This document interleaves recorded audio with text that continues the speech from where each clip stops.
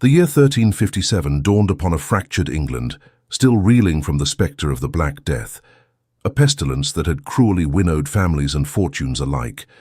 In the sun-dappled yet profoundly sorrowful halls of Harrington Hall, this grim inheritance was palpable. The air, once heavy with the scent of beeswax and the vibrant echoes of merriment, now carried the musty pall of neglect and the chilling silence of absence. Isolde Harrington was 18, but the deep violet shadows beneath her eyes spoke of a burden far older. The plague, that indiscriminate harvester, had claimed her parents within a span of weeks, leaving her and her older brother, Cillian, adrift in a sea of inherited debt. Cillian, the newly minted head of the family, possessed a heart full of grand, if ultimately feckless, intentions. He had sworn an oath to Isolde beneath the oak where their parents were interred, an oath to be her protector, her stalwart shield against a world that had suddenly turned sharp and cold. For a time, she clung to the warmth of his promise. Cillian was handsome, charming, and possessed the easy confidence of a man accustomed to having his way. But beneath the veneer of noble certainty lurked a crippling lack of discipline. The debts, initially manageable, grew like famished wolves. Cillian, in a desperate attempt to staunch the hemorrhaging of their fortune, made a series of disastrous investments and foolish wagers. The quiet whispers of creditors turned into loud, demanding shouts. The family's few remaining parcels of land were mortgaged, the family jewels sold for a pittance. Finally, the wolves cornered him. His debtors were no longer content with promissory notes or promises of future bounty.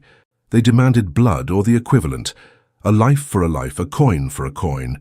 And the most relentless, the most terrifying of these creditors was a man named Algernon Thorne. Thorne was a moneylender whose true business was the acquisition and subjugation of souls. His hands were thick, his face a landscape of oily avarice, and his eyes, a shallow, muddy brown, held a chilling lack of soul. Thorne did not simply want Cillian's meager land. He wanted something living, something pristine, something that could be used, displayed, and broken. He wanted Isolde. The proposal, no, the demand, had been delivered one chillingly cold afternoon in the privacy of Cillian's study. Cillian, cornered and sweating with the fever of his own cowardice, had tried to refuse. He truly had. But Thorne merely leaned back in the worn leather chair, his voice a gravelly whisper that promised ruin. "You have nothing, Harrington, nothing but that delicate bloom you keep hidden away. I will forgive your entire debt, every last shilling and every ruinous interest rate, if you give me your sister. Do not think of this as selling her, Cillian," Thorne had purred, a vile parody of sympathy on his lips. "Think of it as saving your life and the last shred of your family's honor. Because if you refuse, I will not only take the hall and have you imprisoned, but I will make very sure that Isolde herself is cast out onto the street with nothing but the dress on her back."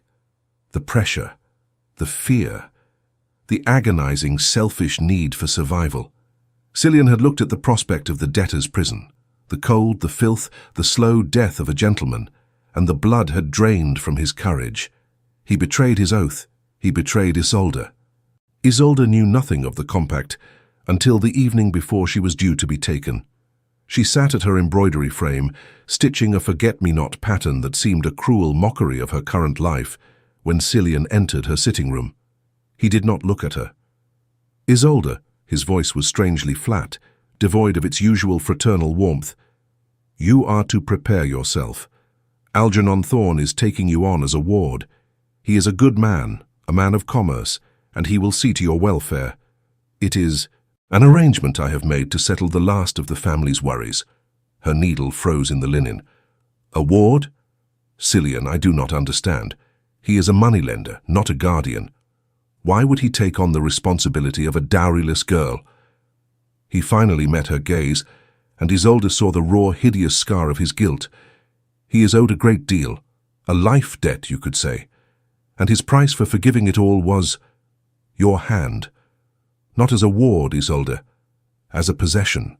He could not bring himself to use the word wife or bride, for Thorne had made it sickeningly clear that his interest was in ownership, not matrimony. The air left her lungs in a soundless gasp. Her delicate hands trembled, the embroidery slipping to the floor. You sold me?" The question was a single fragile shard of ice.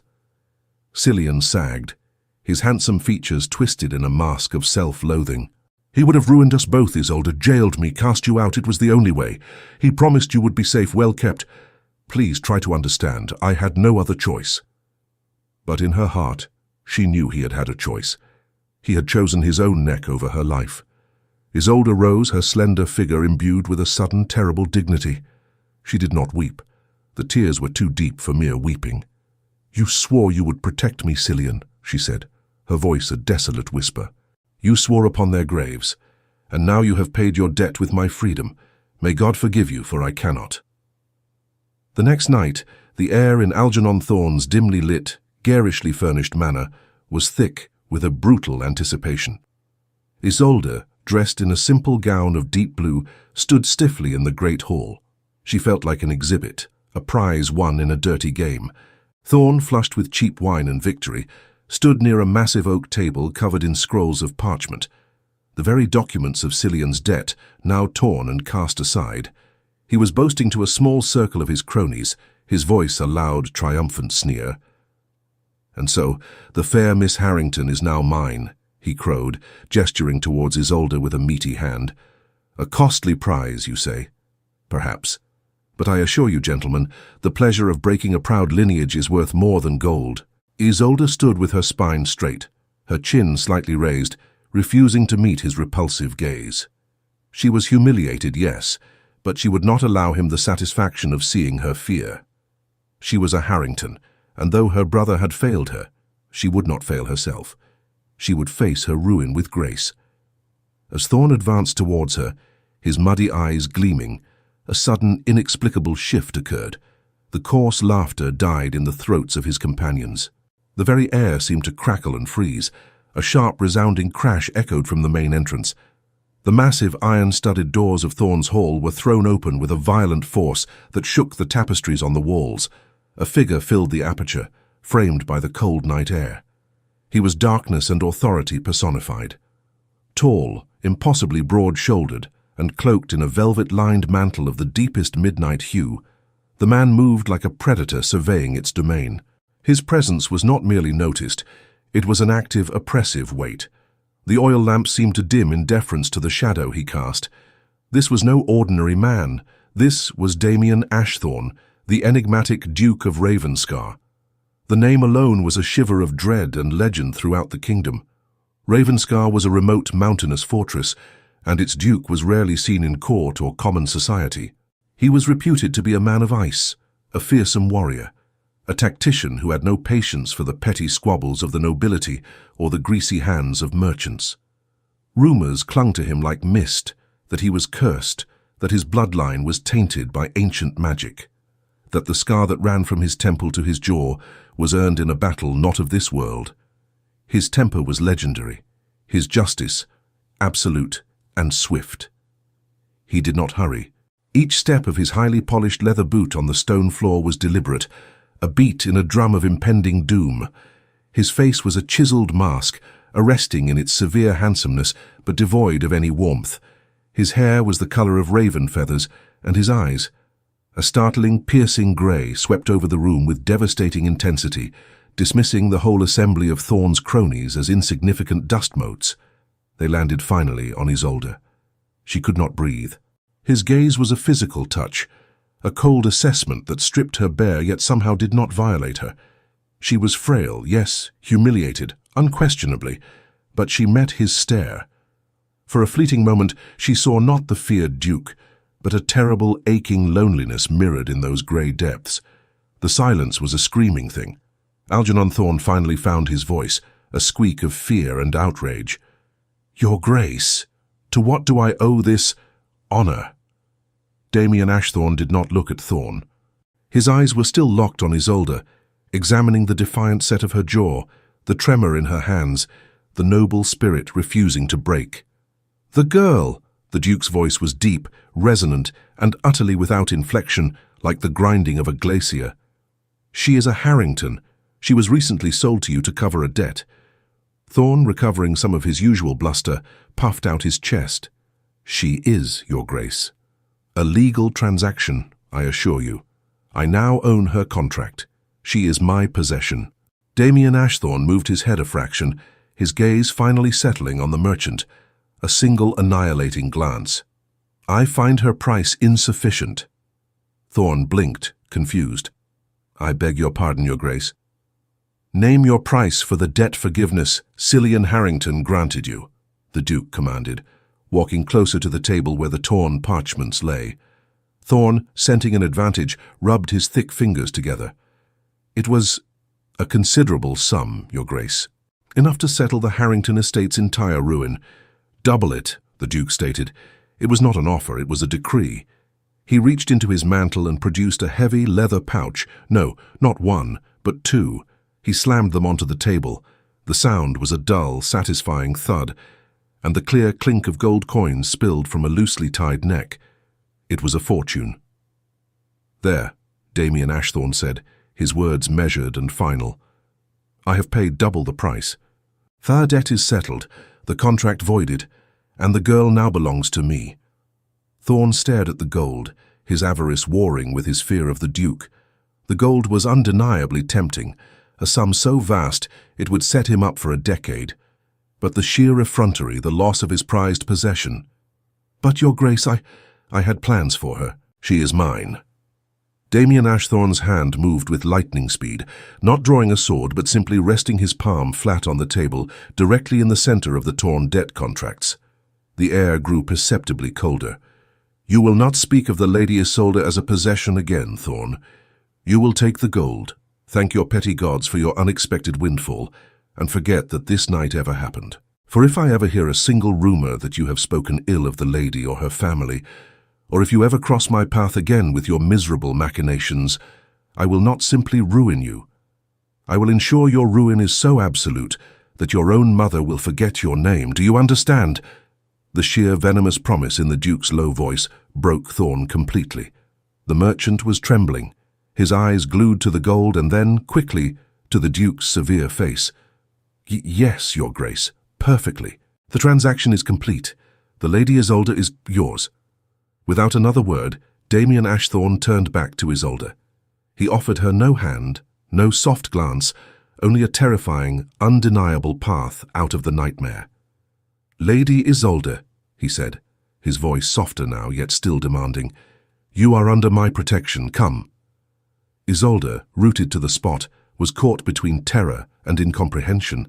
She was saved, yes, but by a force as destructive and enigmatic as her captor had been cruel. She was merely exchanging one form of ownership for another, yet the difference felt immense. The first man wanted to break her. This one, she could not fathom what this man wanted. She lifted her head, her deep blue eyes searching his fathomless grey ones. Why, Your Grace? She whispered, the question barely audible. Why me? The Duke of Ravenscar said nothing in reply, but the intensity of his gaze answered the question in a way words never could. He simply turned and walked toward the doors, expecting her to follow, and she did. Isolde Harrington, sold to pay a family debt, walked out of the hall of Algernon Thorne and into the intimidating shadow of Damien Ashthorne, the feared Duke of Ravenscar, knowing that she had only traded one dangerous master for another, but at least this time her spirit was whole. The storm was over, but the blizzard had just begun. The Duke of Ravenscar offered no further explanation as they left the vile confines of Algernon Thorne's manor. The only word spoken in the echoing hallway was his command to his accompanying men, two enormous silent figures clad in the Duke's stark black livery, bearing the sigil of the Ashthorne Raven. The carriage now, and ensure the merchant does not draw breath for the rest of the night without my knowledge. The threat was implicit and deadly. Isolde shivered, pulling her thin cloak tighter around her. Outside the air was crisp, scented with pine and the promise of a sharp frost. A carriage of formidable size awaited them, its dark wood polished to a mirror sheen, emblazoned with the same terrifying raven. It was not the gilded, fashionable conveyance of a courtier, but a vehicle built for speed, strength, and intimidation, a piece of the fortress on wheels. The Duke assisted her into the carriage. It was not a gentle gesture of gallantry, but a firm, impersonal lift, as if she were a precious though inanimate object. The moment she was seated, he slid in opposite her, the great expanse of his cloak swallowing the light. One of his guards slammed the door shut, the heavy latch clicking like the hammer of a pistol. They were moving before Isolde could draw a full breath. The darkness inside the carriage was absolute, broken only by the meager, shifting light filtering through the small, high windows. Isolde could sense the Duke's presence, a dense, palpable gravity that drew all the oxygen from the space. She pressed herself into the corner, attempting to make herself as small and inconspicuous as possible. Minutes stretched into an hour, the silence broken only by the rhythmic thud of the horse's hooves and the crunch of the wheels on the frozen earth. The tension became a sharp physical ache in her chest. She had to know. The question that had been choked back in Thorn's Hall now burned on her tongue. "Your Grace," she began, her voice a reedy whisper in the dark. He did not stir, yet the single syllable he issued was a distinct acknowledgement. "Yes." "Why?" she repeated, her voice gaining strength from the desperation that fueled it. "Why did you do this?" "I am of little consequence. I have no dowry left. My family is ruined, and my reputation is now irreparably damaged by this transaction. You paid a fortune, double what the wretch was owed. What payment do you expect from me?" The Duke finally moved. He leaned forward slightly, and in the sudden beam of a passing light, Isolde saw the harsh contours of his face, the deep-set, uncompromising grey eyes. "Payment?" His voice held a note of cold amusement. "You think I purchased you for coin? For the services rendered by a woman?" He paused, and the weight of his stare was immense. "I have infinite resources, Lady Isolde. I do not need a ruined girl to warm my bed or manage my household. I came for you because I recognized a price being placed upon a spirit that should not be for sale." Isolde swallowed, trying to decipher the cryptic declaration. "I am grateful for your rescue, Your Grace, more than words can express. But that is no answer. Why Isolde Harrington? There are countless ruined noblewomen in England." He settled back against the leather. "The answer is complex, lady. It concerns matters of lineage, of ancient promises, and of a debt far older than your brother's." He spoke of an ancient debt, but his actions had addressed a present one. This Duke was not merely eccentric. He was a man consumed by a driving, secret purpose. "I do not understand," she admitted, wrapping her arms around herself. "You do not need to," he stated simply. "You need only understand this. You are coming to Ravenscar. You will be safe, you will be cared for, and you will live in comfort. Your reputation to the world that matters will be restored, for no man would dare speak ill of a woman under the protection of the Duke of Ravenscar. You have been placed in an enclosure of my making, and I expect only one thing in return." Isolde's heart leaped. "Ah, there it is," she thought grimly. "The catch. What, Your Grace, name it." "Obedience," he said, the word cutting through the darkness. "Absolute and unquestioning. You will remain within the walls of Ravenscar until I decide otherwise. You will not ask questions of my motives, my affairs, or my past. You will trust that I and only I will determine your future. Can you accept those terms?" He was demanding her freedom of will, her curiosity, her very agency. Yet compared to the grim fate awaiting her with Thorn, it was a palace of gilded captivity. She took a moment, looking out at the blurring landscape, accepting the inevitable. "I accept, Your Grace. I am yours to command, within the bounds of honor." A faint, almost imperceptible line appeared at the corner of his mouth, perhaps a rare smile, perhaps a shadow. "Honor, Lady Isolde, is what I intend to restore. And Ravenscar has very strict bounds." The next 3 days were a blur of cold travel. They spoke little. The Duke maintained a silent, almost intimidating vigil, often studying maps spread out on his lap, or simply staring out the window at the increasingly rugged landscape. Isolde, for her part, spent the hours observing him. Damien Ashthorne was a contradiction. He possessed a ruthless bearing, yet when he ordered a halt to their travel, he ensured the inn chosen was warm and clean, and that she was served a proper meal, untouched by his guards. He kept a respectful distance, never once making a suggestive glance or an untoward physical movement. He treated her not like a mistress, not like a prisoner, but like a valuable, if perplexing, guessed. She noticed the details. The heavy, antique silver ring he wore, etched with a pattern she could not discern, the way he held his left hand stiffly, betraying an old injury, and most of all, the scar. The thin, silver-white line ran from his temple, across the high, rigid structure of his cheekbone, stopping just short of his jaw. It did not detract from his handsomeness. Rather, it added an aura of dangerous, lived experience, hinting at battles fought and costs paid. As they pressed further north, the land became wilder, the towns sparser. She realized they were heading toward the formidable mountain ranges of the north, a desolate, lonely region where the Ashthorne family had ruled for centuries, untouched by the politics and gossip of London.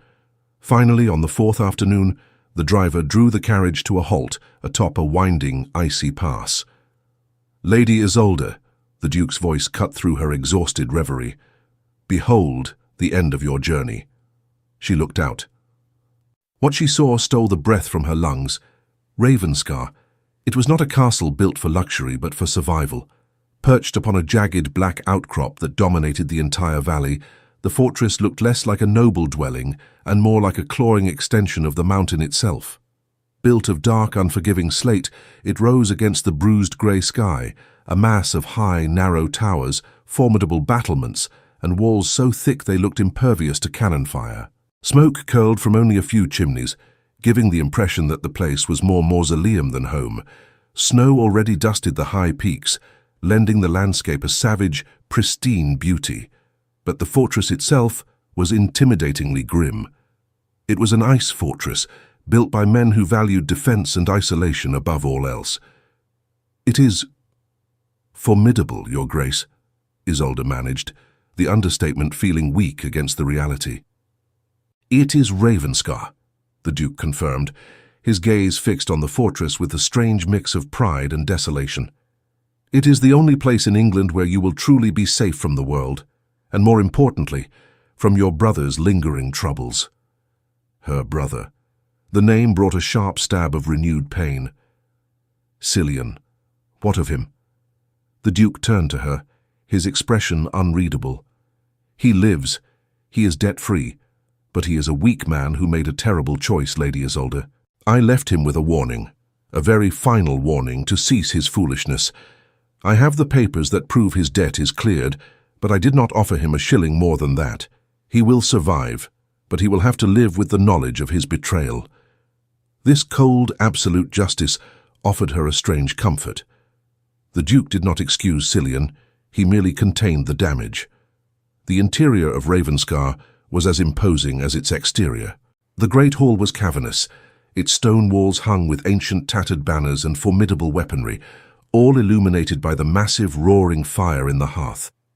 The air, though cold, was spiced with the scent of burning logs and old metal. Isolde was led to a small, comfortable chamber and attended by a silent, grey-haired woman named Mrs. Elmes, who seemed as much a fixture of the cold stone walls as the tapestries. After a bath and a light supper, Isolde was summoned back to the Duke. She found him not in the great hall, but in a small, well-stocked library. It was the only room in the fortress that possessed a hint of warmth and scholarly endeavour. Damien sat behind a heavy oak desk, illuminated by a reading lamp, a massive, leather-bound volume open before him. "Sit, Lady Isolde," he gestured to a chair. She sat, her back straight.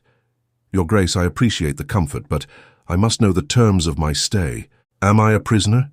A distant relative? How am I to be presented to your household?" The Duke closed his book, a sudden, heavy snap, and looked at her, his expression infinitely weary. "You are neither. You are a refugee, Lady Isolde, under my immediate and direct protection. My staff are few and fiercely loyal. They do not gossip, they obey. You will be introduced as Lady Isolde Harrington, a distant relation of a dear friend, who requires seclusion and peace for an indefinite period. No one will question it." He then pushed a small velvet-covered box across the desk. Isolde frowned. "What is this?" "Open it." She lifted the lid. Inside lay a single, stunning piece of jewellery, a necklace made of antique silver, heavy and intricately wrought, featuring a pendant carved in the shape of a flowering vine, entwined with a small, stylized raven. "It is beautiful, Your Grace," she murmured, lifting it. "It is not a gift. It is a mark," the Duke stated. "The vine represents the Harrington line, the raven the Ashthorne protection. It is a symbol of the ancient promise I mentioned, and its presence upon your neck serves two purposes. First, it tells my staff and any unwelcome visitors that you are untouchable. Second, it serves to remind you of your absolute adherence to the rules of Ravenscar. You will not leave the grounds alone. You will not send or receive letters without my explicit permission. And you will not, under any circumstances, try to discover the true nature of your presence here." The necklace felt cool and heavy in her hand, a silver chain of beautiful, binding obedience. She looked from the necklace to the Duke, her courage overriding her caution. "You speak of ancient promises, Your Grace. It sounds like a curse. Is that why you fear the world, and why the world fears you?" His eyes narrowed, and the atmosphere in the room plummeted 10 degrees. Isolde knew she had overstepped, but she could not pull the words back. After a long, agonizing silence, the Duke spoke, his voice low and dangerous. "You are perceptive, Lady Isolde, but perception is a dangerous vice at Ravenscar. I will not tolerate attempts to pry into my life. However, since you have asked, I will give you this much. Yes, the Ashthorne line carries a heavy burden, a vow made centuries ago. I rescued you not for your merit, but because your very existence, Lady Harrington, is tied to the fulfillment of that vow." He rose, his great height dominating the room. "Now, wear the mark and retire. I have saved you from the hand of a cruel man, only to place you in the hand of fate. You will live here under my watchful eye until the vow is fulfilled, and until that day you are mine to protect, without claim, without affection, and without compromise." "Understood?" Isolde stood, placing the heavy silver chain around her neck. The cold metal against her skin felt like a seal on a new contract. She met his gaze, her spirit unbroken. "Understood, Your Grace. I am under the raven's shadow." She turned and left the library, the weight of the necklace and the enormity of the Duke's cryptic declaration settling upon her. She had been bought not with gold, but with a piece of an ancient, terrifying destiny. Life within Ravenscar was a study in contrasts for Isolde. On one hand, she lived in a cold, massive structure that felt perpetually poised for a siege. On the other, she was accorded a level of material comfort she had not known since before the plague claimed her parents. Her suite of rooms was spacious and well heated, and she was provisioned with simple but high-quality garments suitable for the northern climate. Yet, despite the luxurious surroundings, she was a gilded cage's captive. The rules the Duke had set were rigorously enforced, not by active guards, but by the pervasive, unspoken authority of the household staff. Mrs. Elmes, the housekeeper, was a silent sentinel, her eyes sharp and knowing. She ensured Isolde was never idle, providing her with the necessary tools for embroidery, reading, and managing the Duke's small yet complex linen stores. The Duke himself was a phantom. Days would pass, sometimes a week, where Isolde would not catch a glimpse of him. He was often away, tending to his vast northern estates, or, she suspected, engaged in matters far more complex than farming. When he was present, the atmosphere of the castle shifted. It became charged with a palpable tension, like a sword unsheathed and held ready. Isolde never sought him out, honoring her vow of obedience. She spent her mornings in the library, losing herself in the musty comfort of ancient texts, careful to avoid the volumes that dealt with the Ashthorne lineage or the North's darker history. She spent her afternoons walking the inner courtyard, a small, safe square of stone, always acutely aware of the silver raven pendant resting against her collarbone, her beautiful shackle. It was precisely this enforced isolation and the lack of explanation that began to gnaw at her spirit, activating the very curiosity the Duke had warned her against.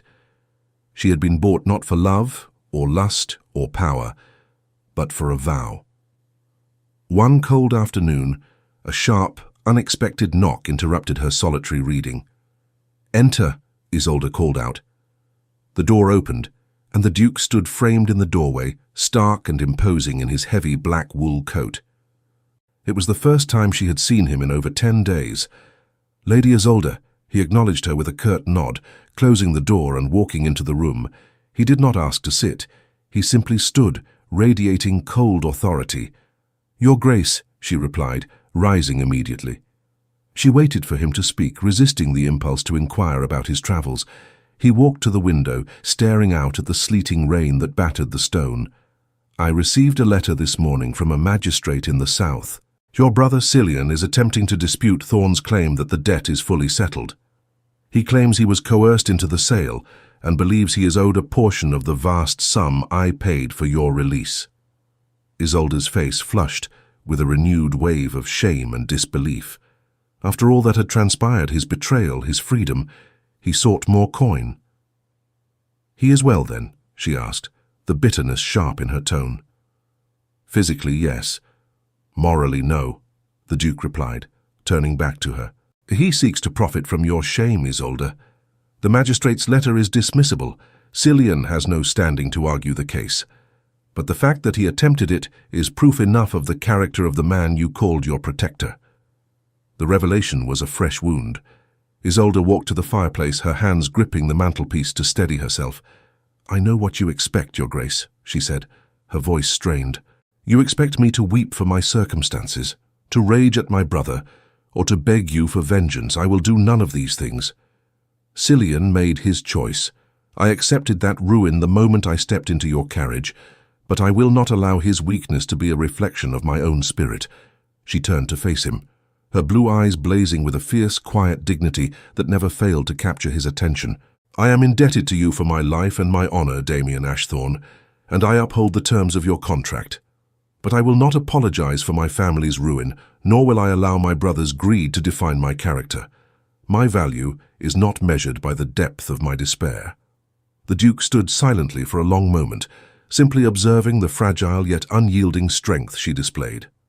Most women he encountered in the courts were brittle, prone to tears or manipulation. Isolde was neither. She possessed a core of iron wrapped in velvet. "I did not come here for an apology, Isolde," he said, his voice dropping in pitch. "I came to warn you that Cillian's desperate attempts at money-making may lead him to speak rashly. Your connection to Ravenscar will soon be more widely known than I had intended." He moved closer, his dark shadow enveloping her. Isolde felt the sudden, alarming proximity of his formidable power. "I want to be clear," he continued. "If Cillian's recklessness draws any unsavory attention toward Ravenscar, attention that threatens the vow, I will not hesitate to silence him. I purchased his life once. I will not do so again." "You speak of silencing him," Isolde whispered, not recoiling, but holding his gaze. "Do you mean to have him killed?" The severity of his expression softened slightly, replaced by a deep melancholy. "I do not seek bloodshed, but I seek the protection of what is mine, Isolde. And you are now inextricably bound to Ravenscar. Be mindful that anything that threatens your safety threatens my purpose." He gave a slight, dismissive wave of his hand. "You have absorbed enough of my dark affairs for today. Now, to a lighter matter. I require a companion for dinner tonight, a quiet meal, no ceremony. You will dine with me in my private solar." It was not an invitation, it was an order, yet it was the first crack in the wall of their formal relationship. That evening, Isolde dressed with meticulous care. She chose a dark green gown, simple but elegant, which complemented the pale sweep of her throat and the silver raven pendant. The Duke's solar was a small, austere room adjacent to his study. It offered a breathtaking though unnerving view of the valley below, now cloaked in icy mist. The table was set for two, the light provided by several tall, flickering candles that cast the Duke's features in dramatic relief. Dinner was served by a single silent steward, who disappeared as soon as the plates were laid. The food was surprisingly delicate: roast pheasant, root vegetables, and a fine claret, a testament to the Duke's wealth, even in this remote fortress. The conversation began, as always, with a chilling formality. "How do you find your accommodations, Isolde?" he asked, using her Christian name with a detached precision that made it feel like a title. Comfortable, Your Grace. Your staff is attentive.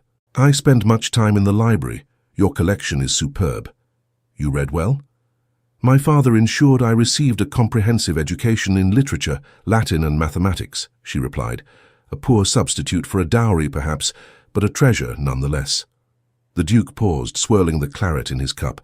I believe knowledge is the only treasure that cannot be sold, Lady Isolde. Tell me, what is your preferred reading? They spoke of philosophy and history for a time, a strange and exhilarating dance of intellect. Isolde found herself forgetting the Duke's fearsome reputation, drawn instead by the sharp brilliance of his mind. He was clearly a scholar and a deep thinker, a man haunted by ideas as much as by his destiny. You read the histories of our northern kings, Isolde observed gently. They are tales full of brutality and sorrow. Do you find comfort in them, Your Grace? He set down his cup with a controlled clink of crystal against wood. I find truth in them, Isolde. History proves that power is always earned through sacrifice, and that loyalty, particularly in these mountains, is a rarer commodity than gold. He looked directly at her, his grey eyes piercing. I, too, am a student of history, and I know that the Ashthorn name is not one of simple nobility. It is steeped in a vow made to protect this land and its bloodlines, and the time for that vow's fulfillment is rapidly approaching. Isolde felt a profound emotional trigger, the realization that this powerful man was not merely a tyrant, but a man burdened by an inherited fate. And that vow, it requires me? She asked, the curiosity overwhelming her fear. It requires a Harrington, he corrected, his tone cool. A member of a very specific, pure branch of that line. You were the last remaining ember, Isolde. Had Thorn extinguished you, the vow would have been broken, and the consequences would be catastrophic for all the North. He leaned closer, the candle flames reflecting in his intense gaze. I purchased you because you are a necessary key, Isolde, a piece of a centuries-old lock. I paid double the price not because you are worth more gold, but because your life is the ultimate insurance policy for the future of Ravenscar. The declaration, while brutally honest, strangely diminished her terror. She was not a victim, but an instrument of destiny. Then I am not your prisoner, Your Grace, she stated, lifting her chin. I am your shield. A low sound, half sigh, half reluctant acknowledgement escaped the Duke. Perhaps, but shields must be kept close and never allowed to wander into danger. The air thickened, no longer cold, but charged with the inexplicable tension of two powerful forces, one of destiny, one of will, finally locked in proximity. The dinner concluded swiftly after that, the unspoken promise of the vow hanging between them like a drawn sword. Isolde retired to her room, the silver raven on her neck feeling heavier than ever, understanding that her journey had only just begun. She was not just under the raven's shadow, she was becoming a part of it. The revelation that she was a necessary key rather than a mere captive shifted Isolde's perspective. Her fear did not vanish, but it was overlaid with a potent sense of purpose. If she was integral to an ancient destiny, then she would conduct herself with the gravity that role demanded. Her days at Ravenscar took on a new structure, driven by a quiet, determined study of her environment. She began observing the fortress itself. Ravenscar was, she realized, a machine of defense built around a deep vulnerability. The walls were impenetrable, but the atmosphere was one of perpetual vigilance, suggesting the Duke feared an enemy closer than London. Her observations of the Duke's inner circle were equally revealing. His most trusted confidant was a man named Gareth, the Duke's master of arms. Gareth was younger than the Duke, lean and hawk-eyed, with an air of respectful intensity. Isolde noted the way Gareth spoke to Damien, not with the cringing deference of a servant, but with the clipped, efficient language of an equal partner in danger. They often spoke in low, rapid tones, discussing movements in the south and the old border lines. One morning, Isolde watched from a high window as Damien and Gareth sparred in the cold, misty outer bailey. The Duke, shedding his heavy mantle, revealed a powerful physique tempered by rigorous training. His movements with the longsword were practiced, brutal, and efficient. The scar on his cheek seemed less a flaw and more a badge of honor as he moved. He moved with a controlled ferocity that fascinated and disturbed Isolde. He was not merely practicing, he was preparing for war. As they rested, Isolde overheard a fragment of their conversation, the words carried up on a blast of wind. "The reports from Derbyshire are troubling, Your Grace," Gareth said, breathing heavily. "The whispers about the Ashthorn lands grow louder. Some are calling it a cursed place ripe for the taking." Damien's voice was low and deadly. "Let them whisper. They forget that the only thing cursed at Ravenscar is the fate of those who trespass. Have you secured the passages?"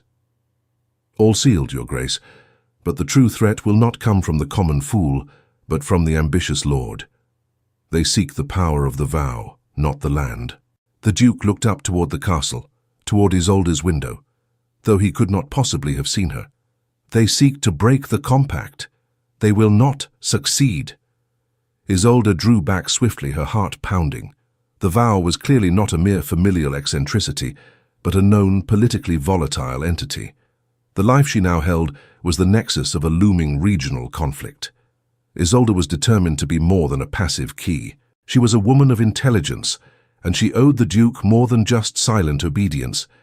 She began spending time in the library, not reading romance or history, but quietly cataloguing the Duke's less-used correspondence at his instruction. It was during this task that she stumbled upon a small, leather-bound ledger tucked beneath a pile of maps. It was Cillian's hand, not his casual scrawl, but meticulous, tiny writing. Curiosity overriding caution, Isolde opened the book. It was not a personal diary, but a detailed account of her brother's debts and, more disturbingly, his promises. It revealed that Cillian's financial ruin had not been solely due to reckless gambling and poor investments. He had been purposefully entrapped. And the man who had orchestrated the final fatal trap was Algernon Thorne. Thorne hadn't merely sought to acquire Isolde as a grotesque prize. He had been buying the Harrington estate piecemeal, waiting for the perfect moment to seize the Harrington key, Isolde herself, to gain favor with a more powerful, hidden patron. Isolde's eyes scanned the final pages, where Cillian had documented his final, most shameful act. "Thorne assures me if I make the girl available for his acquisition, he will not only clear my current ruin, but will grant me a minor estate near Kent and a modest annual income. The price is high, but the alternative is the dungeon. He assures me the girl will be well kept, as she is needed for his master's purpose, not his own base desires." The cold clarity of the betrayal struck Isolde harder than any physical blow. Cillian had known he was selling her into a complex, perilous game, not just into a merchant's lust. He had sold her and her crucial role in the vow for a chance at a petty, comfortable life near Kent. The Duke had suspected Cillian was weak. Isolde now knew he was calculating, cowardly, and deeply corrupt. She sat motionless, the small ledger resting on her lap, the weight of the realization crushing her. The man who had sworn to protect her had used her as currency in a dangerous political exchange. That evening, Isolde found the Duke in the library, staring into the dying embers of the fire.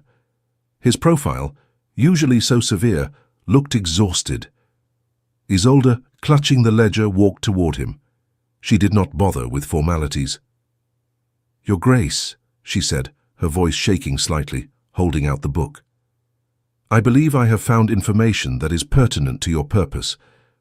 The Duke turned, his grey eyes instantly sharp, assessing the strain on her face and the small, incriminating book in her hand. "What is that, Isolde?" "My brother's true accounting. His ledger," she stated, placing it on the desk between them. "He was not merely cornered by Thorne, he was bribed. Thorne promised him an estate and an income if he delivered me. Cillian was a willing accomplice in my ruin and in the threat to your vow." Damien picked up the ledger and quickly flipped through the pages, his expression hardening with every line he read. The cold fury that emanated from him was terrifying, yet Isolde stood her ground. "He is worse than I imagined," the Duke finally muttered, slamming the ledger shut. "Thorne did not want you for his own wretched amusement. He was the buyer for a greater fool, someone who believed that by acquiring a Harrington they could gain leverage over the north." Isolde nodded. "Who is this master, Your Grace?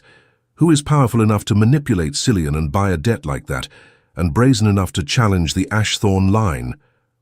Damien looked at her, and for the first time the impenetrable wall around him seemed to crack. He saw not a pawn but a partner in understanding the threat. The Ashthorn vow involves the protection of a particular geographic and historical boundary, Isolde. It prevents the encroachment of certain southern lords who seek to claim the resources and strategic passes of the northern mountains. The most aggressive of these lords is the Earl of Warwick. Warwick believes that if he can break the Ashthorn dominance, he can solidify his own power base and eventually challenge the king's authority in the north. He ran a hand over his scarred cheek, a gesture of deep weariness. The vow requires the presence of an unblemished Harrington of the main line to maintain its sanctity. A centuries-old contract between my ancestors and yours. If a Harrington is corrupted, or worse, used by our enemies, the vow is weakened, and Warwick gains his foothold. So Thorn was Warwick's agent, Isolde concluded, the puzzle pieces clicking into place. He sought to acquire me to either corrupt me or use me as a shield against you. Precisely, the Duke confirmed. And your brother, with his reckless greed, played directly into their hands. I saved you from Thorn, but I did not save you from Warwick's machinations. The Earl will not simply abandon his prize. Isolde stepped around the desk, placing her hand on the aged ledger. I understand now, Your Grace. I am the key to this ancient protection. Then my compliance must be absolute, but my actions must be useful. Tell me, what can I do to aid you? I refuse to be merely a shield. Damien Ashthorn looked down at her, seeing the fire and steel in her eyes. It was not the plea of a grateful woman, but the declaration of a committed ally. He had purchased a key, but he had acquired a weapon. You, Isolde, can do the one thing I cannot. You can wait. You can remain the living proof that the vow holds firm, but I will do more than wait. I will use Cillian's greed against them. I will send a message that the Harrington key is secure, and that anyone who attempts to pry it loose will face the full wrath of Ravenscar. As he spoke, their eyes locked over the damning evidence of Cillian's betrayal. The danger was immense, the connection between them forged in crisis. The intellectual partnership had cracked the surface of their formal relationship, revealing a nascent, powerful alliance, a strategic intimacy far more dangerous than any simple attraction. The discovery of Cillian's ledger did more than simply clarify the threat. It provided Damien with a crucial opportunity to act. His policy of quiet vigilance had been forced into a strategic offensive, and Isolde, the seemingly passive key, was now positioned as the silent, unassailable cornerstone of his defense. Isolde, having faced the lowest ebb of her brother's treachery, found a strange kind of peace. Her life was dangerous, but no longer meaningless. She was bound not by chains, but by the weight of a destiny she accepted. The Duke, for his part, executed his plan with chilling efficiency. We will not inform Cillian that we know the full extent of his dealings, Damien instructed Isolde 2 days after their conversation in the library. They were in his study, surrounded by the maps of the north. He will remain ignorant, serving as an unwitting messenger. But we will make a display of the Harrington estate's sudden stability. He detailed his plan. He would send a carefully crafted letter to a London solicitor, who was also an acquaintance of the Earl of Warwick. The letter would detail the Duke's complete purchase of all outstanding Harrington debts, including those held by Thorn, and an additional endowment of a generous annuity paid directly to Isolde, ensuring her financial independence. The annuity ensures your status is elevated beyond that of a mere captive or dependent, Damien explained, tracing a line on a parchment map. It makes you a client of Ravenscar. More importantly, it demonstrates to Warwick that the key is not only secured, but that the connection between the Ashthorn and Harrington lines is now voluntary and financial, a fortress he cannot besiege. And Cillian? Isolde asked, her voice flat. Cillian will be informed that a small but binding portion of that annuity is conditional upon his maintaining a respectable silence in Kent. If he speaks of the transaction or of Ravenscar even once, the payment ceases. His greed, Isolde, will become his silencer. It was brilliant, ruthless, and utterly effective. The Duke used the very weapon that had brought Isolde to ruin, her brother's venality, to secure her safety. Isolde felt a cold admiration for his tactical brilliance. I agree to this, Your Grace, she stated. It is the most judicious use of the circumstances. Good, he replied, looking up from the map. His eyes lingered on her face, a rare moment where the intensity of his gaze was not purely analytical. "You have absorbed this crisis with remarkable fortitude, Isolde. Most women would have collapsed. My spirit was already broken by the pestilence and my parents' loss. The rest was merely a confirmation of the world's harshness," she replied quietly. He did not offer meaningless platitudes. Instead, he inclined his head slightly. "Then you are well suited for the life at Ravenscar. You are not frightened by shadows, and we have many here." As the Duke initiated his gambit, their working relationship was forced into a state of intense, almost domestic proximity. Damien required Isolde to assist him in cataloguing the Harrington estate documents, believing her familiarity with her family's affairs would reveal any hidden traps set by Thorn. They spent hours together in the vast, echoing library. The only warmth came from the fire and the shared concentration on the dry, legal parchments. This was where the tension between them began to shift from intellectual alliance to something distinctly personal and dangerous. One evening, Isolde was leaning over a deed, pointing out a discrepancy in a property boundary, when the Duke leaned in beside her. His presence was overwhelming, the faint, clean scent of wool and cold air, the sheer bulk of his shoulder inches from hers. "The boundary marker is here," Isolde murmured, her breath catching as his large, powerful hand brushed against her forearm while pointing with a quill. "The manor line runs down to the river Cynos, yes," Damien confirmed, his voice low, his attention focused on the document. Yet Isolde could feel the subtle shift in the air, the way the simple contact of skin against skin seemed to electrify the silence. She quickly drew her hand away, feigning interest in the script.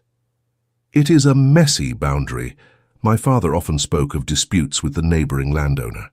"Disputes are always messy," the Duke noted, not referring to the land, but to the unspoken, fragile peace between them. He straightened, giving her the space she instinctively craved and dreaded. She looked at the harsh scar on his face, momentarily forgetting the documents. "Did you earn that in a boundary dispute, Your Grace?"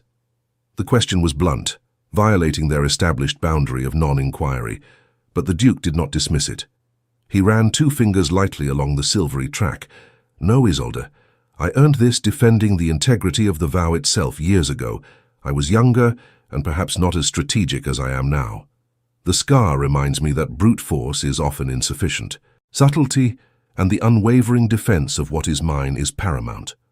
He looked at the raven pendant around her neck, then back to her eyes. The implication was clear. "You are mine." That night, Isolde understood that the strategic intimacy was beginning to erode the Duke's carefully constructed isolation. He was accustomed to commanding respect, but she commanded his attention, first intellectually, and now, perhaps, physically. The constant required proximity was a slow poison to his discipline. The Ashthorn vow, Isolde discovered, was not a secret to the Duke's staff, but a matter of severe family duty. The staff, fiercely loyal, treated Isolde with a quiet, respectful deference that bordered on reverence, confirming her importance as the key. It was Mrs. Elms, the stoic housekeeper, who inadvertently provided Isolde with a moment of insight into the Duke's character. Isolde found Mrs. Elms tending to a small enclosed garden near the inner keep, the only concession to softness in the entire fortress. "Mrs. Elms," Isolde approached the elderly woman quietly, "does the vow explain the Duke's solitude? He seems a man determined to be alone." Mrs. Elms stopped clipping a hardy rosebush, her eyes distant. "His Grace carries the weight of a generation of silence, Lady Isolde. The vow requires the Duke to remain unmarried and uncommitted until the time of its fulfillment, to avoid introducing any variable that could weaken the bond. He must be pure in his focus. He has endured years of whispers and rumors in the courts, enduring the solitude of Ravenscar to protect his line in the north." Isolde was stunned. The feared, cold Duke had sacrificed his personal life, his happiness, and his companionship for a sworn duty. His very isolation was an act of profound, disciplined sacrifice. "He is a good man, lady," Mrs. Elms said softly, as if reading Isolde's thoughts, "but the vow demands a great cost. It demands a heart of ice to keep the passions from interfering with the duty." Later that week, the reality of the vow hit home. Isolde was in her room, struggling to latch a heavy silver bracelet, when Damien, passing by, stopped and knocked. "I came to ensure you had what you needed for the evening," he said, stepping just inside the threshold. "I'm quite well, Your Grace," she replied, holding out the heavy bracelet. "Only this refuses to cooperate." He took the bracelet and approached. The silence was instantly charged. As his large, warm fingers worked the delicate clasp, Isolde felt the heat radiating off his body, the intensity of his focus. He was so close she could feel the faint movement of his breathing. When the clasp clicked shut, his fingers lingered for a fraction of a second on the sensitive skin of her inner wrist. He looked up, their eyes meeting. The physical intimacy of the small action shattered the ice between them. In his grey eyes, Isolde saw not the cold strategist, but a man starving for warmth, for human connection, disciplined into silence by his sacred, lonely duty. "There," he murmured, his voice husky. He released her wrist and stepped back instantly, rebuilding the distance between them, his face returning to its familiar mask of discipline. "Thank you, Your Grace," Isolde whispered, her own heart pounding a desperate rhythm against her ribs. He offered a curt nod and left without another word, closing the door softly behind him. But the moment had revealed a chasm of mutual, unacknowledged yearning. The strategic intimacy had given way to an emotional trigger. The Duke was committed to isolation for the vow, and Isolde was the living embodiment of the reason for that isolation. They were bound by a sacred promise and separated by the painful necessity of its demand. Damien's strategic gambit, using Cillian's greed as a silencer and establishing Isolde's financial autonomy, had the intended effect. It served as a calculated provocation to the Earl of Warwick, making it clear that the Harrington key was secured under the impregnable banner of the Ashthorn Raven. Warwick, a man known for his impatience and ambition, could not tolerate this checkmate. His initial subtle plan through Thorn had failed, and the Duke's boldness demanded an immediate, visible response. 2 weeks after the annuity was established, the Duke summoned Isolde to his study. The room felt charged with the gravity of impending action. "Warwick has taken the bait," Damien stated without preamble. He paced the room, his long strides reflecting his restless energy. "His agent, a petty lordling named Sir Kempt, has suddenly appeared near the old Harrington lands in the south, making loud, public declarations that the Duke of Ravenscar is holding Lady Isolde against her will, citing the lack of marriage contract and the speed of the debt settlement as proof of abduction." Isolde stiffened. "He challenges your honor, Your Grace." "He challenges the legitimacy of the vow," Damien corrected, his voice a low growl. "If he can successfully paint you as my prisoner, it undermines the voluntary nature of the Harrington Key's presence here. It implies coercion, which in the eyes of the court and the ancient contract, weakens the vow's protective power over the north." He stopped pacing and faced her. "I cannot afford to let this rumor fester.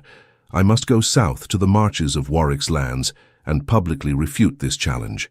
I must show strength, and more importantly, I must secure intelligence on Warwick's real plans." The news hit Isolde with the chilling weight of renewed danger, not for herself, but for the Duke. "You will leave Ravenscar? Is that wise, given the importance of your presence here?" "It is necessary," he confirmed. "Gareth will command the fortress in my absence, but my departure creates a vacuum, a lure. Warwick will see this as his opportunity to strike directly at the heart of the vow.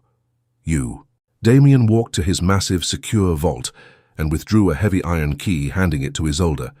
It was the key to his private study and the library where the most sensitive documents were kept. "You are not to leave your chambers without Mrs. Elms or Gareth accompanying you. You will dine in private, but during the day you will keep the key to this study. If any attempt is made upon your person, Isolde, you will come here, lock the door, and sound the bell hidden beneath the desk. Do you understand? Your safety is paramount, not just to me but to the whole of the North." His trust in her, a woman he had bought just weeks ago, was absolute, terrifying, and profoundly moving. "I understand, Your Grace," she replied, clutching the heavy, cold key. "I will not fail the vow." The next morning, the Duke rode out of Ravenscar, accompanied by a small, elite contingent of his most loyal men and Gareth's younger brother, Rhys. His departure left an aching void in the fortress. The cold walls seemed colder, the silence deeper. Isolde, however, found herself galvanized by the necessity of her vigil. She spent her days precisely as the Duke commanded: quiet study, careful cataloguing, and meticulous observation. She felt the heavy responsibility of the iron key in her possession. The days passed slowly. Isolde found herself missing the Duke's formidable presence, the sharp intellectual sparring, and the alarming moments of proximity that had fractured her reserve.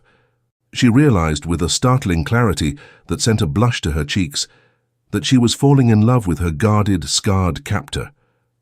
She loved the strength born of duty, the mind honed by scholarship, and the discipline that masked a heart capable of profound, selfless sacrifice. This realization only heightened her sense of duty. She had to protect his purpose. The threat, however, was not the grand frontal assault Isolde had expected. It was subtle, insidious, and domestic. 4 days into the Duke's absence, Isolde noticed a detail that chilled her blood. She was closing the heavy velvet curtains in the library, and her eye caught a faint, almost invisible smudge of mud on the polished stone floor, right at the foot of one of the tall, narrow windows. The mud was unusual. All the stone floors in Ravenscar were meticulously scrubbed daily by the household staff, and the castle had been dry for days. Furthermore, that particular window was locked and barred from the inside, overlooking a treacherous sheer drop, an access point no one in their right mind would attempt. Later that evening, while reading in her chamber, she noticed another discrepancy. Mrs. Elmes had placed a vase of fresh, if somewhat meagre, winter flowers on her bedside table, a rare touch of colour. Yet, among the hardy blossoms, Isolde saw a small dried heather sprig, a plant that did not grow in the immediate environs of Ravenscar, but was common in the foothills far to the north, near the unsealed ancient passes. The trespass was internal. The enemy was already inside. A sudden, paralyzing thought struck her. The Duke's orders had been absolute. If any attempt is made upon your person, Isolde, you will come here, lock the door, and sound the bell. This was not an attempt upon her person yet. This was an investigation, a subtle breach of security designed to locate the sacred documents or the true nature of the vow. Isolde did not panic. She acted. She took the iron key, wrapped her thick shawl around her shoulders, and slipped quietly down the shadowed corridor to the Duke's study. Inside, she locked the heavy door, her hands shaking slightly. She went directly to the desk and reached beneath it for the emergency bell. Her fingers brushed the cool metal, but she hesitated. Sounding the alarm now would reveal that the security had been breached, but it wouldn't expose the intruder. The enemy was cunning. They would vanish immediately. She stood perfectly still, listening to the silence of the fortress.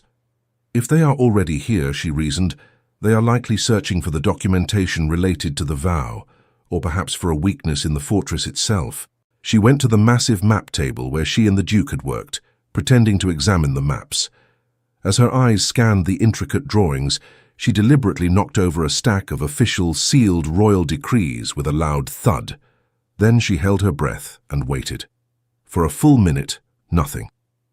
Then, from the inner wall, the wall that housed the Duke's hidden vault and the unused ancient well shaft, she heard a noise, a very faint, almost imperceptible scrape of leather against stone. Someone was behind the wall, listening, waiting, believing Isolde was just a clumsy woman. Isolde turned her back to the wall, deliberately obscuring it, and slowly, cautiously, she reached for the hidden bell, but she didn't ring it. Instead, she took the heavy iron key and inserted it into the lock of the vault.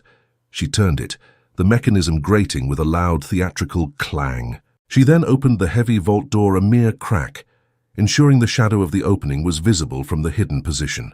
She knew the enemy would be unable to resist. They would assume the key was attempting to access the vow documents for her own protection, or perhaps to retrieve a vital secret. Isolde then turned, placed a large heavy book directly atop the bell to muffle any accidental noise, and waited. A small silver letter opener gripped tightly in her hand, positioning herself in the deepest shadow near the fireplace. She had traded one danger for another. She was the bait, using the Duke's own secrets to lure the predator into the open.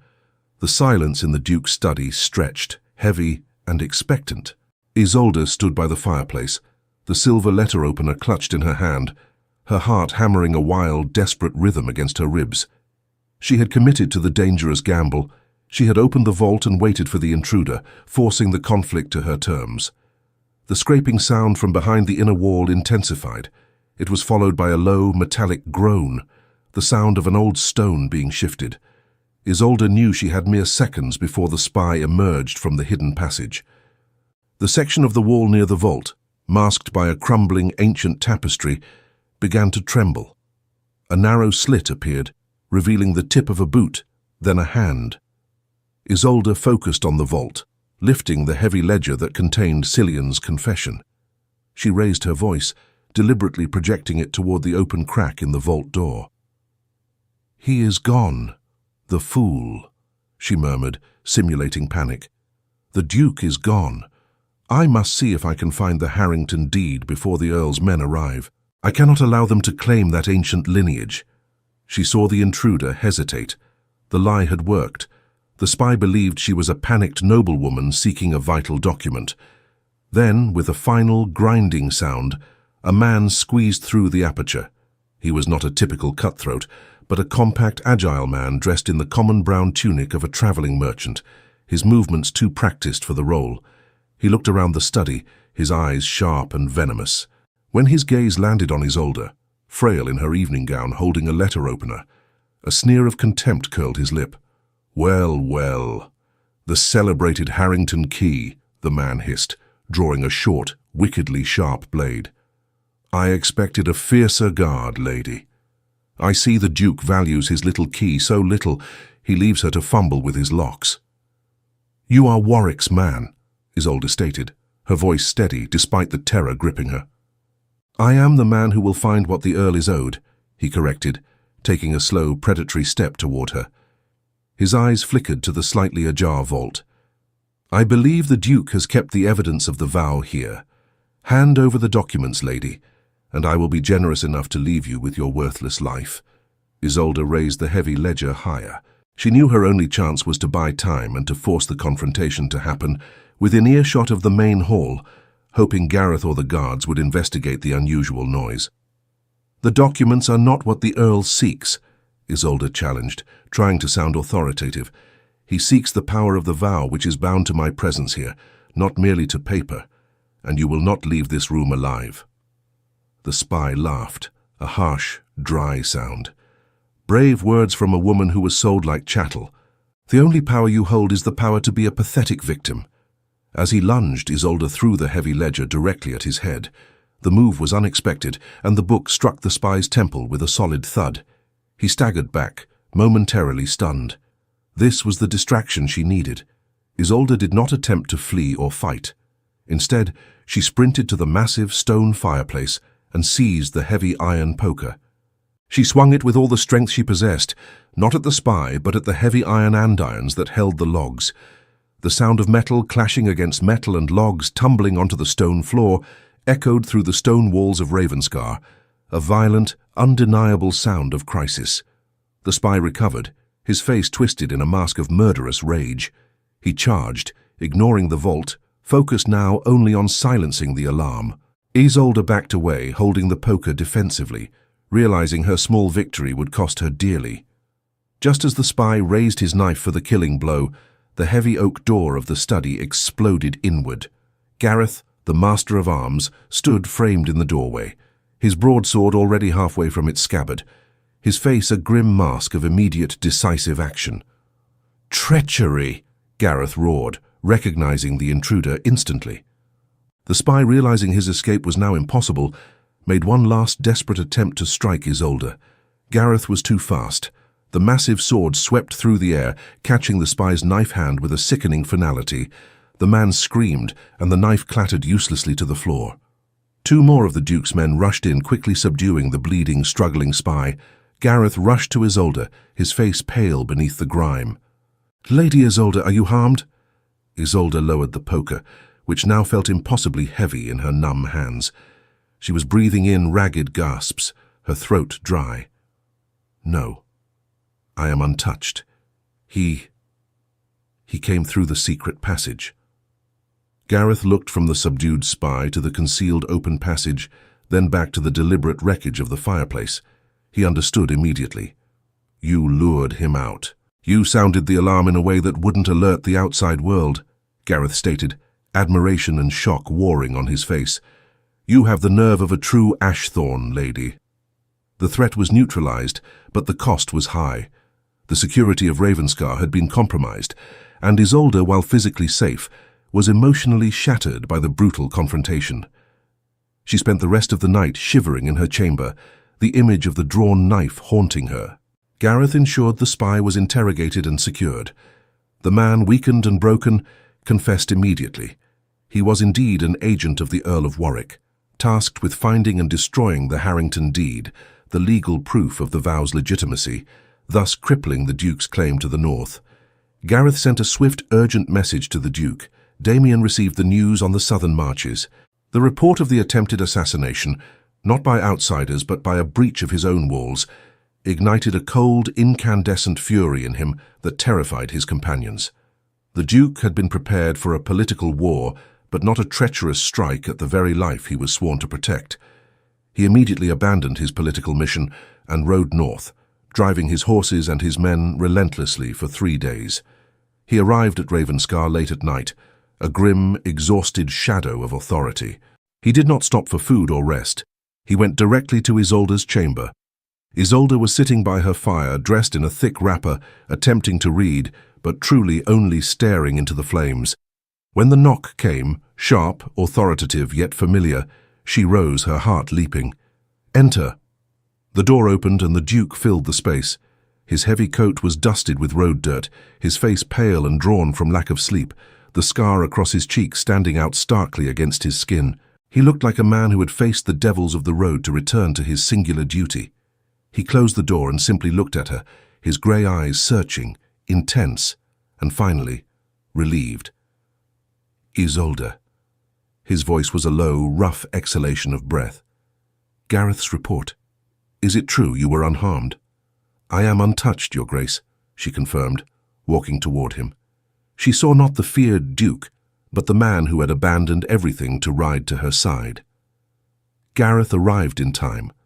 Damien walked to her and stopped, the sheer force of his presence overwhelming. He did not speak but reached out and grasped her shoulders, his fingers flexing, checking, confirming her solid presence. His touch was not commanding, but deeply, urgently protective. "You lured him out," he stated, his voice incredulous. "You used the documents as bait. You risked your life." "I secured the vow, Your Grace," she corrected, looking up into his exhausted eyes. "Your safety and the vow's integrity are paramount. I am the key. I acted as such." The word key seemed to snap the last vestige of his cold discipline. He saw the fire in her eyes, the dignity in her stance, and the fragile tremor in her lip, the testament to her fear and her courage. He suddenly pulled her into his arms, the action entirely uncharacteristic and utterly desperate. His embrace was fierce, crushing, and entirely devoid of lust. It was pure, raw relief and a recognition of shared mortality. Isolde gasped, sinking into the protective harbor of his strength, wrapping her arms around his waist. "Never," he muttered into her hair, his voice rough with emotion. "Never risk yourself so recklessly again. Do you understand, Isolde? The vow means nothing if the cost is your life. I did not purchase you to be a martyr." He pulled back slightly, holding her face between his large, road-stained hands. His gaze was fierce, unmasked. "I left you as a shield, but I returned because I realized, on the road, that you have become something far more dangerous to me.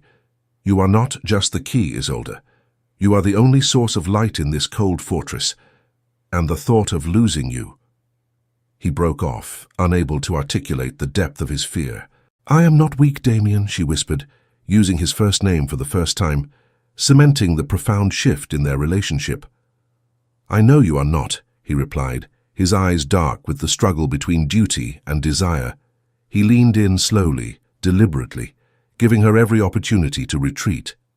Isolde, tired of the silence, tired of the distance, and utterly committed to the man who had risked his life for her honor, did not move. He closed the distance. His kiss was not soft.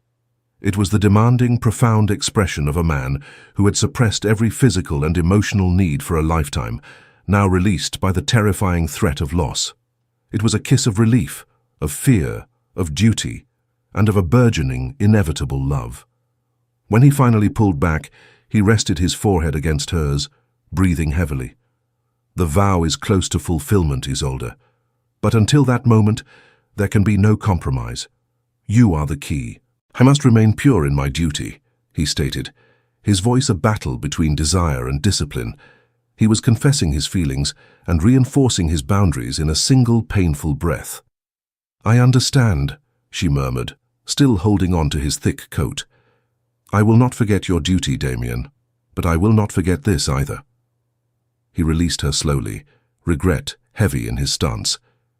He was the Duke again, but his eyes held the vulnerability of the man who had almost lost his light. The kiss in Isolde's chamber had cracked through years of Damien Ashthorne's self-discipline, but it had not broken the vow. He was a man of duty, and the attraction he felt toward Isolde, the key, was the most dangerous threat to his mission. He knew that the only way to protect her and himself was to hasten the resolution of the conflict with Warwick.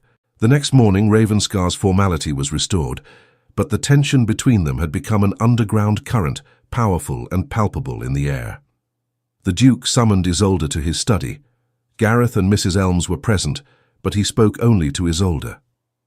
Warwick's spy has been captured and has confessed, Damien began, his voice returning to the cold, authoritative tone she knew.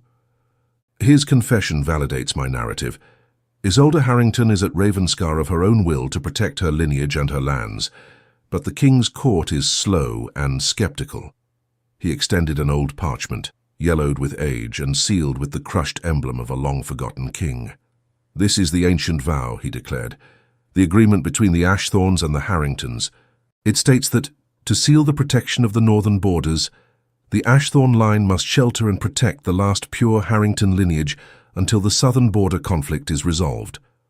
Most importantly, it dictates the only condition under which the vow is permanently fulfilled and the protection is irrevocable.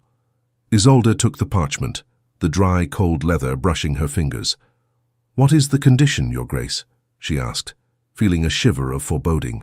Damien looked at her directly, his dark grey eyes filled with painful resignation. "The vow requires that the union be sealed, for the protection of the border, to become unquestionable before God and the King. The Harrington line must be absorbed into the Ashthorne line through a marriage of convenience." The word echoed in the room. Isolde felt the floor disappear beneath her feet. She had been bought as a possession, made an ally, and now demanded as a wife, not out of love but because of a centuries-old contract. "A marriage," Isolde whispered. "But you said the vow required you to remain uncommitted." "Until its resolution," Damien corrected. "Marriage is the final point, the resolution. It does not require a marriage of love, nor even a consummated one. It requires a legal union to bind our houses. Warwick needs me to remain without a queen in the north, because an unmarried duke is a duke more easily removed. A married duke, with the key, cements our authority forever. It is the only maneuver the vow allows to silence Warwick completely." The Duke continued, his voice firm, establishing terms with the precision of a general on the battlefield. "We will marry by proxy in 1 week, a private rite, with a royal envoy here in Ravenscar. Then we will make a public appearance at the King's Court in York. This is a contract of honour, Isolde. You will have the title of Duchess of Ravenscar, total security, and the full respect my name commands. In return, you will be the pillar of my defence and the seal of my authority." He moved to the side of the desk, placing his hands on the carved oak. "The personal terms are as follows. This will be a nominal marriage. You will have your own chambers, separate from mine. Our intimacy will be strictly political. The vow does not demand an heir, it demands only the union. I made a vow of discipline for years, and I will uphold it to protect what matters most, your safety and the vow. I am the Ice Duke, Isolde, and this marriage will be of ice unless you demand otherwise." Isolde looked at the man before her. He was offering her everything, title, wealth, security, and the freedom of her body, in exchange for her role in the fate of the North. She saw honesty in his eyes. and the discipline battling the desire that their kiss had revealed. The question she had to ask was not about safety, but about the truth she had discovered in her own heart. "And if I do not wish for a marriage of ice, Damien?" she asked, using his name to challenge the formality of the moment. The Duke closed his eyes for a brief, agonizing instant. When he opened them again, fear and longing flickered in their grey depths. "Then you will place me in danger, Isolde," he whispered, his voice rough. "I am a man broken by duty. The vow demanded my solitude for so long that any passion now could blind me to Warwick's threat. I swore I would not use you, but if you bring warmth into my bed, I will be unable to resist you, and that will endanger us both. The price of our union may be the fall of the North." Isolde understood the depth of his sacrifice. He was not rejecting her. He was protecting her and their purpose from himself. She drew a deep breath and made her decision. She would not be his weakness. She would be his strength. "I accept the terms of the vow and the marriage of convenience, Your Grace," she declared, her voice steady, restoring the formality he required. "I will be your Ice Duchess, and your title will be unquestionable." The wedding took place as a silent, austere rite. A royal chaplain, brought under heavy escort, officiated the union in Ravenscar's small cold chapel. Isolde wore a simple grey silk dress, her only jewel the heavy raven and vine pendant. At the altar, when Damien slid the forged iron ring, the ancient ashthorn matrimonial ring, onto her finger, their skin brushed. The shock of it contradicted the coldness of the ritual. The Duke, standing at her side, was a pillar of discipline. He did not smile, did not touch her beyond what was required. Only during the moment of kissing the bride did he bow his head, and instead of kissing her lips, he pressed his cool, dry mouth to her forehead, a gesture of respect, restraint, and a terrible promise of distance. "Duchess Ashthorne," he murmured formally, his gaze intense, "welcome to your destiny." And so Isolde Harrington became the Duchess of Ravenscar, the Ice Duchess, wife to a man who loved her in secret but kept her at a distance out of duty. The marriage was only the preparation for the final confrontation. 3 days later, the Duke and Duchess, accompanied by Gareth and an imposing troop of men, set out for York, where the king was gathered in council. They were not travelling alone. On the first day, a messenger intercepted the convoy with an urgent missive from the Earl of Warwick. Damien read the parchment, and his expression shut like an iron trap. He handed it to Isolde. "To the Duchess of Ravenscar, Isolde, formerly Harrington. I know your union is not of the heart but of coercion. I know your brother, Cillian Harrington, still harbours deep resentment for your sale and imprisonment, and that he alone possesses the true proof of the Duke's tyranny. I have summoned him to the court at York. He is prepared to testify that your presence in Ravenscar is a lie, and that the Duke forced this marriage to consolidate usurped power. Come to me in York, Isolde. Denounce this forced marriage, and I will guarantee your freedom and your brother's safety. Otherwise, he will pay the price of your loyalty to a tyrant, your true protector, Warwick." Cillian's betrayal had reached a new low. He had not only sold Isolde, but now was willing to climb the gallows to testify against her and the Duke, merely to avenge his wounded pride, and perhaps earn himself a new reward. "He is a fool," Damien said, rage simmering beneath his control. "He has given Warwick the only weapon the Duke cannot tolerate, a lie at the heart of the vow." Isolde crushed the parchment in her fist. Her heart had hardened against her brother. "It is not a lie, Damien. The marriage is real, and my choice to stay is real. Cillian can testify about my sale, but he cannot testify about my spirit. I will go with you to York, and I will face him." The Duke nodded. He saw the unshakable strength of his Duchess. "Then so be it," he declared, gazing down the road leading south. "If Warwick wants a court, he will have one. But it will not be Cillian who gives the testimony. It will be you, Isolde, the key of the North." The journey south to York was swift and tense. Isolde and Damien occupied the heavy emblazoned coach, bound together by the secret kiss and the solemn contract of their ice marriage. The Duke's men rode around them, a disciplined, formidable black wave, signalling that the Lord of Ravenscar was not coming to plead, but to impose his will. Isolde, now officially the Duchess of Ravenscar, wore her new title like a steel sheath. She studied the documents of the vow and the detailed ledgers of the Harrington lands. She was no longer just the key. She was the protector of the very contract that gave her husband his authority. The great hall in York, where the king held his temporary court, was a spectacle of medieval political theatre. Lords and ladies, dressed in rich silks and heavy jewels, whispered among themselves, their eyes wide with anticipation. The entrance of the Duke and Duchess of Ravenscar was the highlight of the day. Damien Ashthorne entered first, his towering presence silencing the room instantly. He was dressed in black velvet and heavy silver armor, a walking embodiment of northern strength. He moved like a king returning to his throne. Isolde followed, her spine rigidly straight. She wore a gown of deep sapphire, which served as a striking contrast to the Duke's darkness, and the silver raven pendant shone brilliantly against her pale throat. Her beauty was undeniable, but it was her composure, her total lack of fear, that held the attention of the court. She looked every inch the Duchess of Ice, proud, unapproachable, and utterly loyal. They advanced to the foot of the dais where the king sat, a weary man attempting to mediate the volatile temperaments of his nobles. The Earl of Warwick stood opposite them, a handsome, polished man with a viperous smile. By his side stood Isolde Harrington. Isolde's breath hitched upon seeing her brother. He was dressed in fine, if slightly gaudy, new clothes provided by Warwick. He looked relieved, cowardly, and completely arrogant, clearly believing he was now under the protection of a greater, more powerful master. "Your Majesty," Damien's voice boomed through the hall, a sound of undeniable authority. "I stand here with my wife, the Duchess Isolde, to answer the scurrilous charges leveled by the Earl of Warwick, charges that seek to undermine the ancient authority of the North and the integrity of the Ashthorne vow." Warwick smiled, a condescending gesture. "The charges are simple, Your Majesty.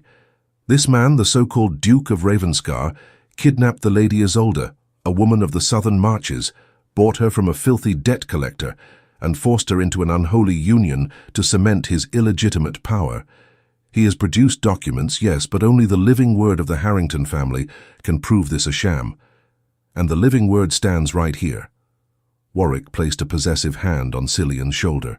"Isolde Harrington, the head of his house, is here to testify that the Duke's actions were an act of tyranny and that the Lady Isolde is his prisoner." The king nodded wearily. "Isolde Harrington, approach the dais, swear on the cross, and tell this court the truth of your sister's journey to Ravenscar." Cillian, puffing out his chest, walked forward. He avoided Isolde's gaze completely. "Your Majesty," Cillian began, his voice high and slightly nervous, but loud enough for all to hear, "I testify that I was forced to sell my sister to Algernon Thorne to clear an insurmountable debt. I was coerced.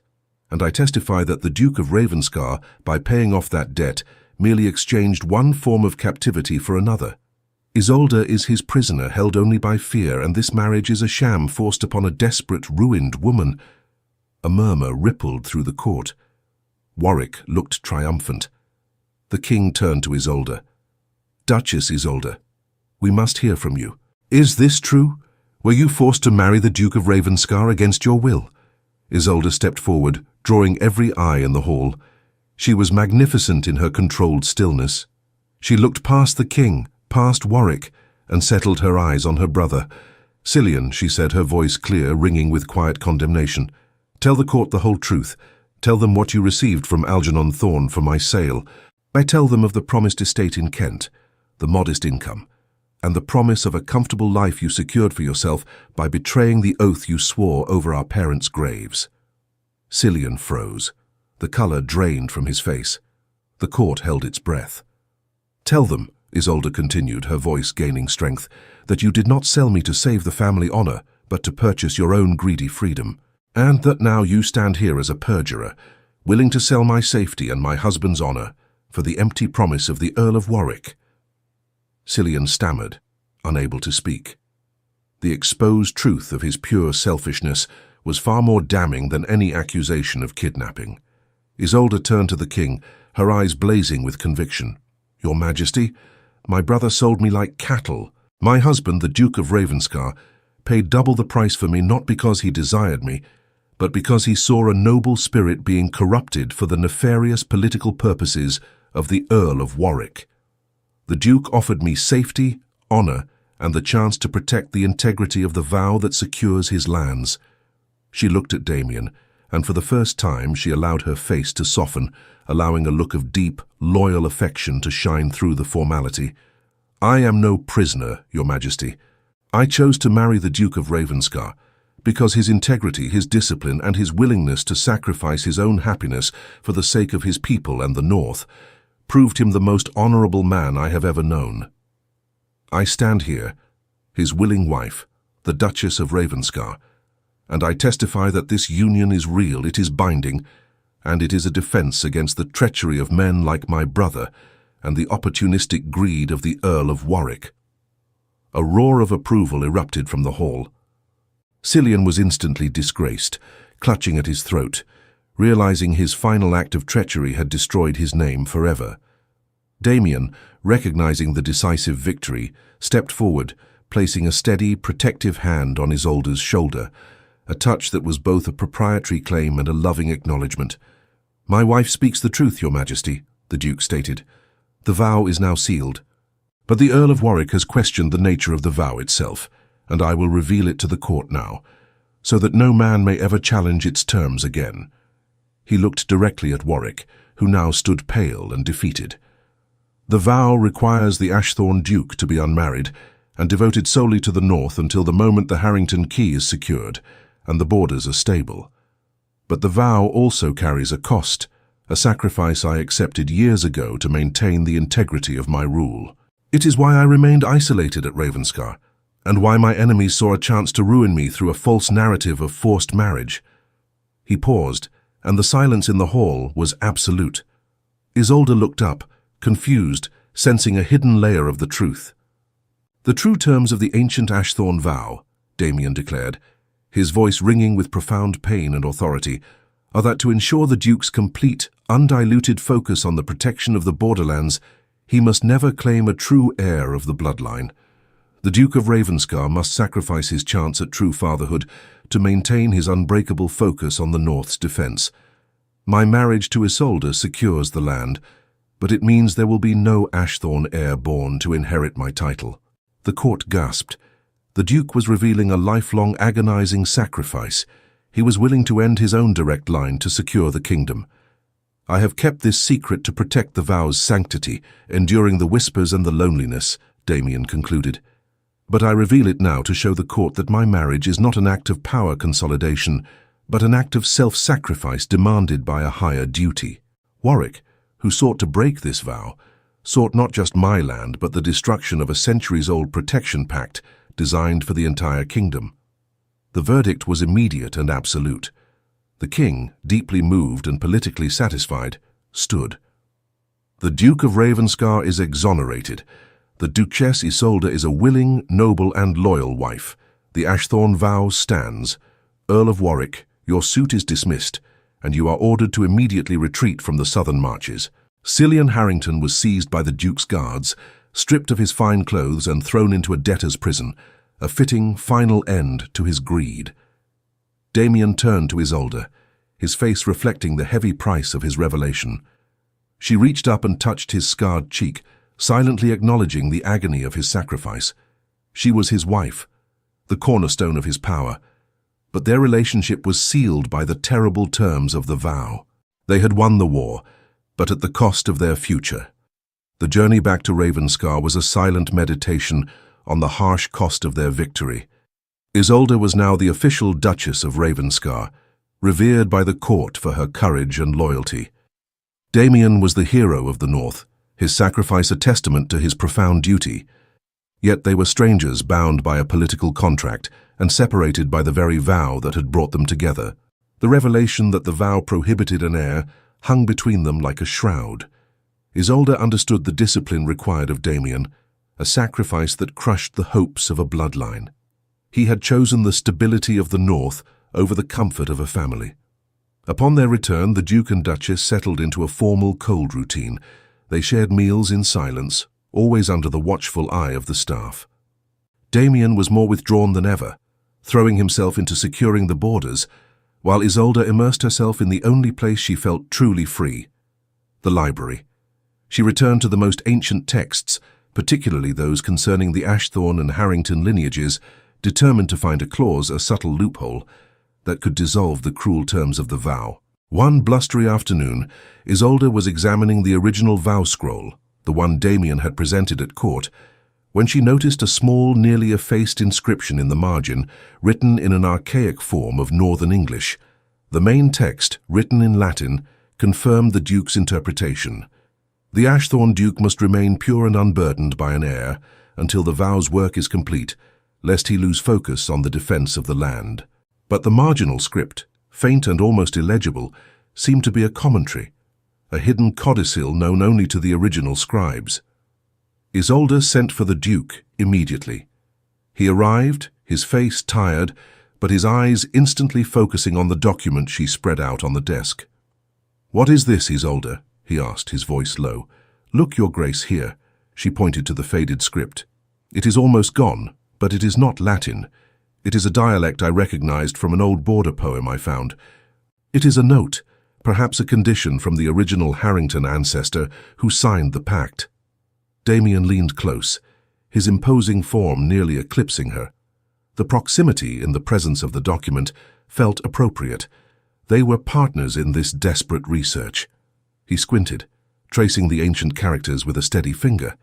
He translated slowly, his voice dropping to a near-reverent murmur. "And the Duke shall be freed from the requirement of the lonely path, and his line shall be permitted to flower, only when the Harrington key, being secured by marriage, freely chooses the Duke's purpose as her own, seeing the vow not as a chain, but as her heart's desire." Isolde gasped, the implications staggering. The vow was not a simple curse of sterility, nor was it a life sentence of isolation. It was a test, a testament to the depth of the commitment required from the woman who married the Duke.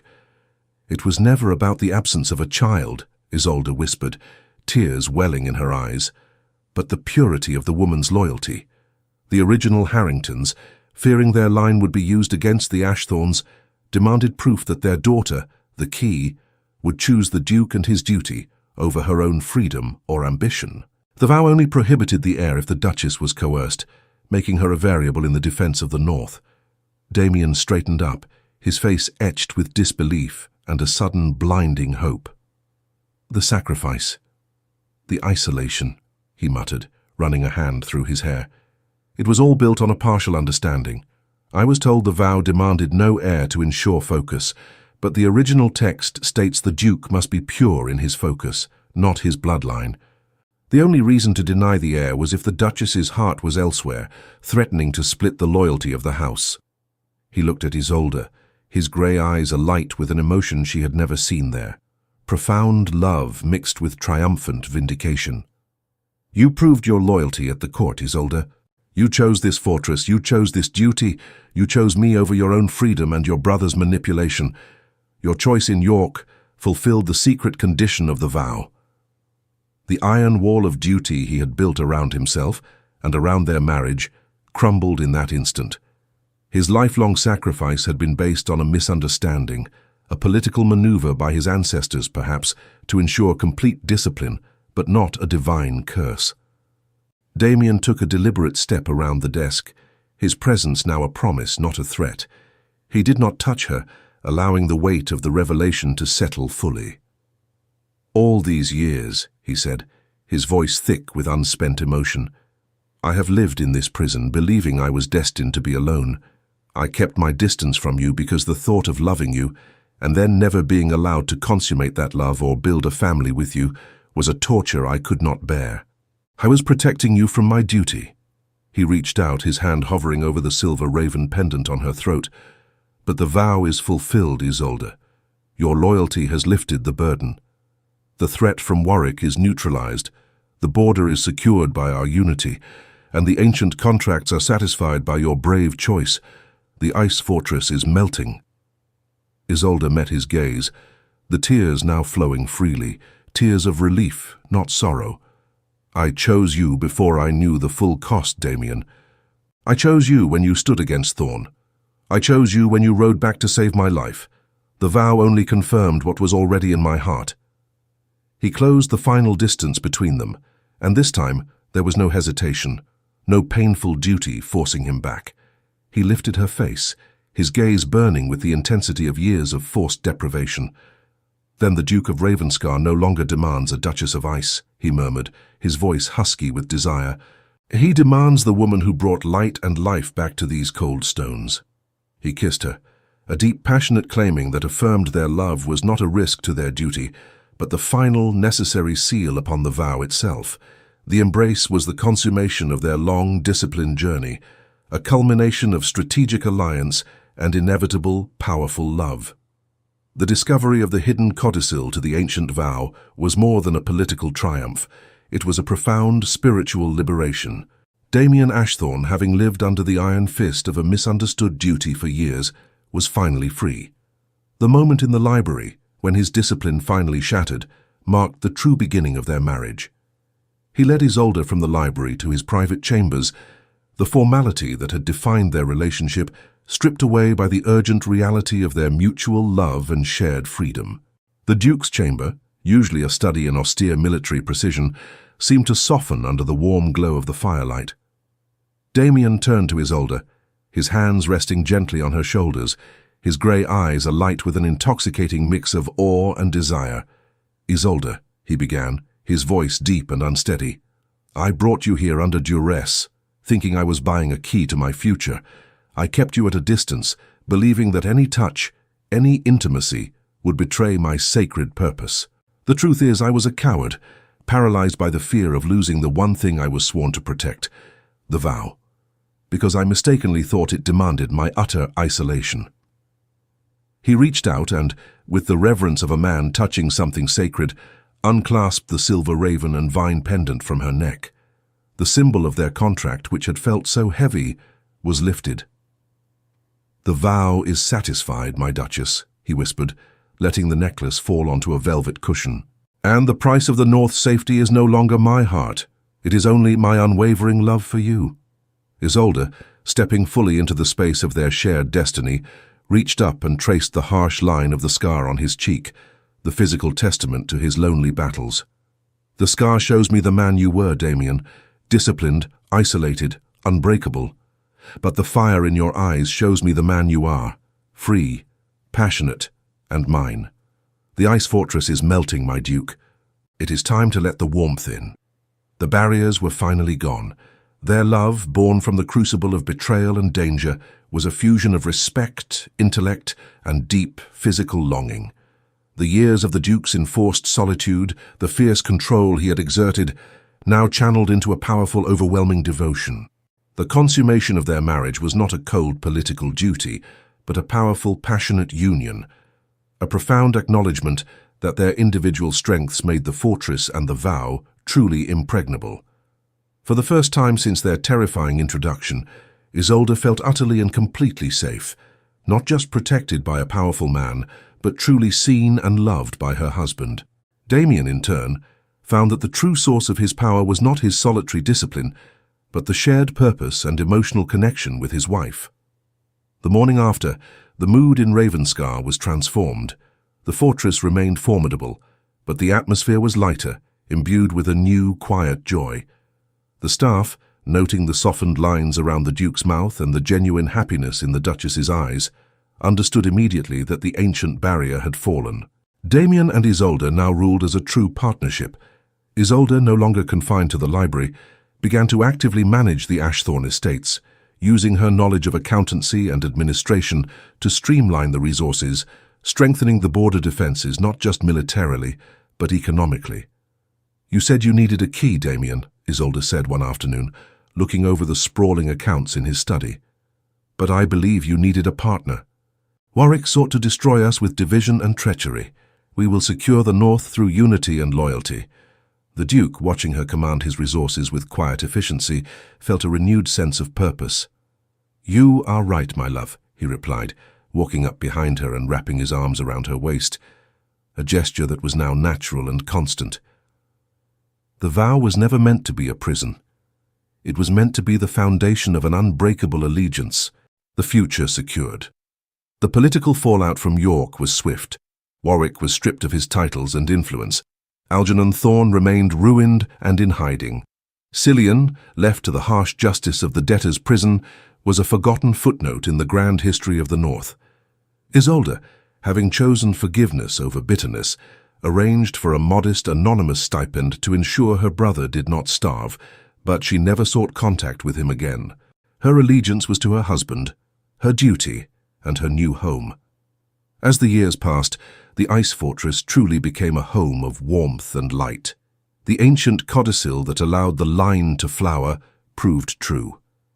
A year after their marriage was finally consummated, the bells of Ravenscar rang out across the northern passes, announcing the birth of the first true Ashthorne heir in 2 generations, a child born not under the pall of a curse, but under the blessing of a fulfilled duty. The Duke and Duchess of Ravenscar stood as a beacon of integrity and strength, ruling a secure and peaceful north, proving that the most powerful alliance is not forged in gold or iron, but in shared sacrifice and an inevitable consuming love.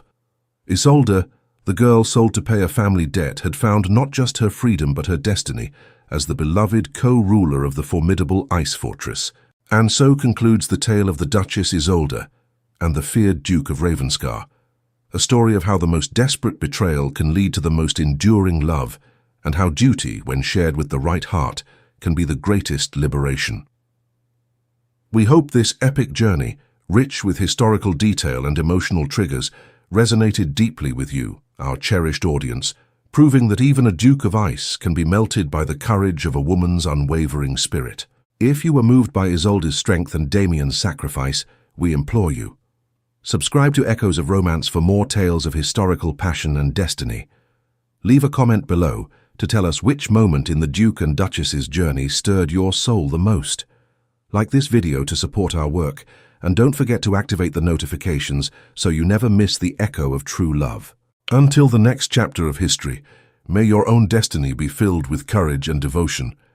Echoes of Romance.